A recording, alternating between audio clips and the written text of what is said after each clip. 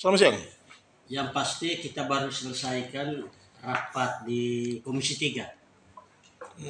Lebih mengedepankan kita ingin mengetahui sumber-sumber PAD kita ini kira-kira datang dari mana, lalu kreativitas badan ini seperti apa. Nah, kalau uangnya sudah sedikit atau uangnya banyak, tentu kira-kira uang itu kemana. Dari semua OPD badan, kemudian lain-lain yang sifatnya sumber PAD, pendapatan asli daerah, baik itu pajak maupun retribusi, itu semua terekam di Komisi 3. Kesimpulan rekaman itu pada periode lalu dan saat ini tentu PAD kita menurun dengan berbagai macam faktor, terutama ada efisiensi, ada potongan dari pusat. Tapi sebetulnya efisiensi atau pemotongan dari pusat itu sifatnya apa ya? Antara negara dengan daerah. Tetapi yang kita mau itu sumber PAD mandiri, baik itu berupa pajak maupun retribusi. Nah, diharapkan dari semua OPD, badan lembaga yang ada di NTT ini benar-benar dikomandoi oleh gubernur, mengingatkan mitra atau bawahannya melalui kepala dinas dan seterusnya untuk tetap bekerja keras sampai target PAD kita itu minimal ada harapan, minimal optimisme kita bisa membangun wilayah ini berdasarkan pemasukan yang sifatnya mandiri. Tentu dari pelaporannya itu tadi kita sangat menyayangkan beberapa kali setelah kita dilantik ini kepala badannya tidak hadir di Komisi 3. Kenapa tidak hadir? Kita tidak paham. Mungkin karena kesibukan beliau kiri kanan sehingga tidak bisa hadir di Komisi 3. Disinyalir oleh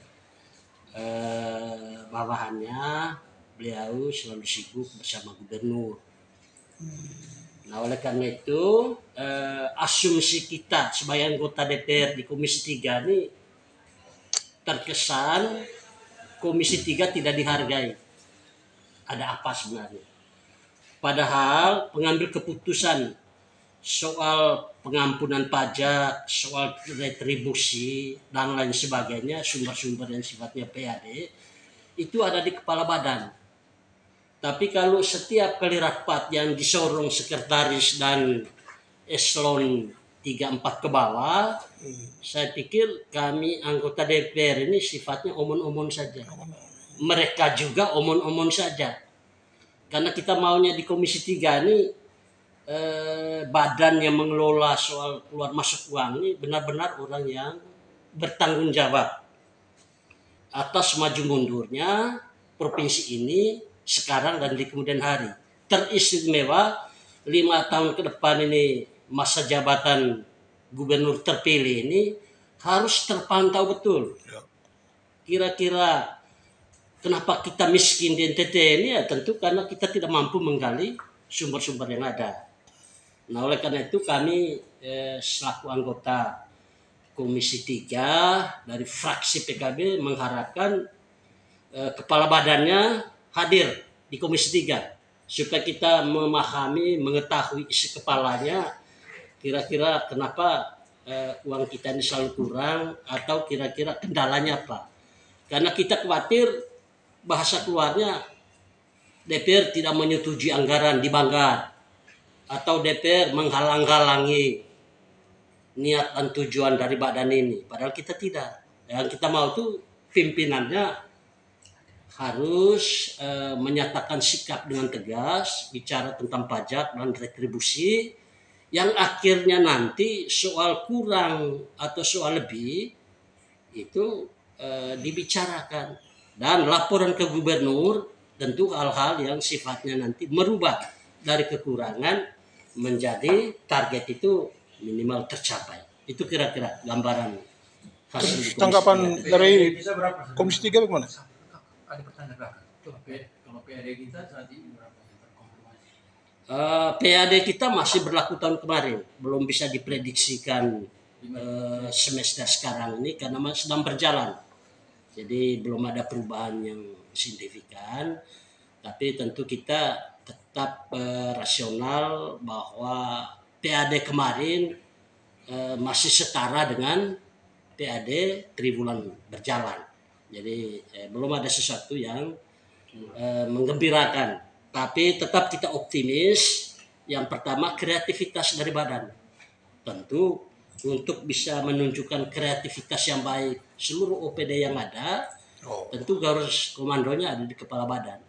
Lalu dari kepala badan sikap gubernur, katakanlah pajak kendaraan tertunda seperti apa, katakanlah retribusi yang belum bisa ditagih dibuat seperti apa, katakanlah kendaraan-kendaraan plat merah yang utangnya hampir dari tahun ke tahun di kabupaten kota tidak terselesaikan.